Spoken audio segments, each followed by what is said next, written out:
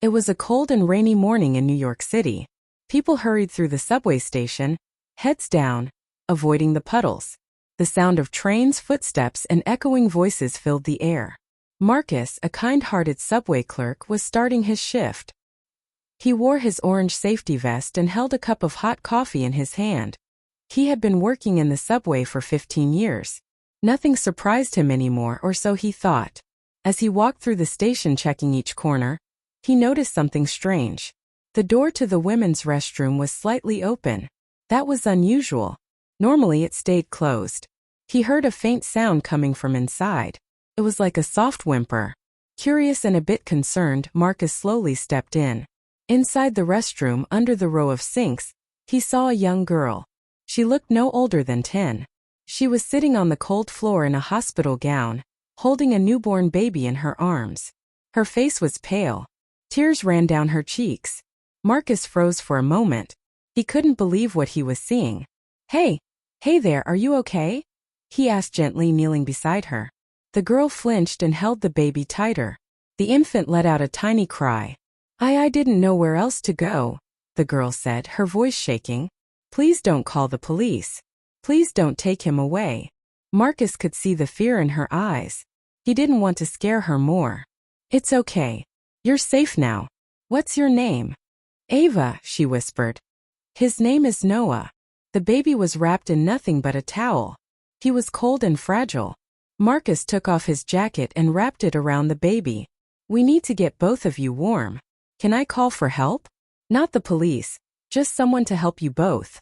Ava hesitated, then slowly nodded. Marcus used his radio to call for a female EMT who was working nearby. When Maria, the medic, arrived, she was shocked by what she saw. Ava allowed her to examine the baby. He was okay for now but needed warmth and milk. While Maria tended to the baby, Marcus sat beside Ava. "How did you get here, sweetheart? Where are your parents?" he asked. Ava's eyes filled with tears again. "They don't know," she said. "They think I'm at school." "What about the baby?" Ava paused. "He's my baby brother." Marcus looked confused. "But you said your baby earlier." Ava went quiet. After a long silence, she finally whispered, "He's mine. I didn't want him to die." Maria and Marcus exchanged a look of shock and sadness. Ava was too young. Something was very wrong. A social worker was called to speak to Ava gently. Over hours of conversation, a horrifying story began to unfold. Ava had been living in a small apartment with her mother and stepfather. Her stepfather had been abusing her for months. She was too afraid to tell anyone. Her mother never believed her. When Ava found out she was pregnant, she didn't understand what was happening to her body. She was too young to fully know. Her mother blamed her and locked her inside the house, trying to hide her from the world. Ava finally gave birth at home, alone, in the middle of the night. She took the baby, wrapped him in a towel, and escaped.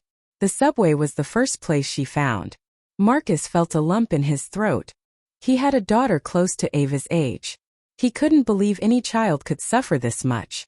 After being taken to the hospital, Ava and baby Noah were checked by doctors. They were both weak but stable. The police were informed, and the stepfather was arrested shortly after. Ava's mother was also taken in for questioning. Marcus visited Ava every day. He brought her books, warm food, and soft baby clothes for Noah. "I'm proud of you," he told her one day. "You're the bravest girl I've ever met." Ava smiled weakly. It was the first real smile he had seen from her. The social worker explained that Ava would be placed in protective custody. But Marcus couldn't stop thinking about her. One evening, he sat with his wife and told her everything. "I feel like I was meant to find her," he said. His wife, a school teacher, agreed. "Maybe we're meant to give her a second chance." They began the process to foster Ava and Noah. Months passed.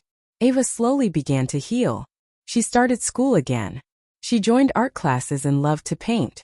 Noah grew stronger, always held in someone's arms, always safe. Marcus and his wife became her guardians. Their small home became a warm place filled with laughter, baby toys, and bedtime stories. But Ava still had nightmares. The past didn't disappear. Some days were hard. But on those days, Marcus would sit beside her and say, "You're not alone anymore." She always believed him. Final thoughts. Sometimes the most ordinary people, like a subway clerk, can become heroes just by caring. And sometimes the strongest souls are the smallest ones who survive the hardest things.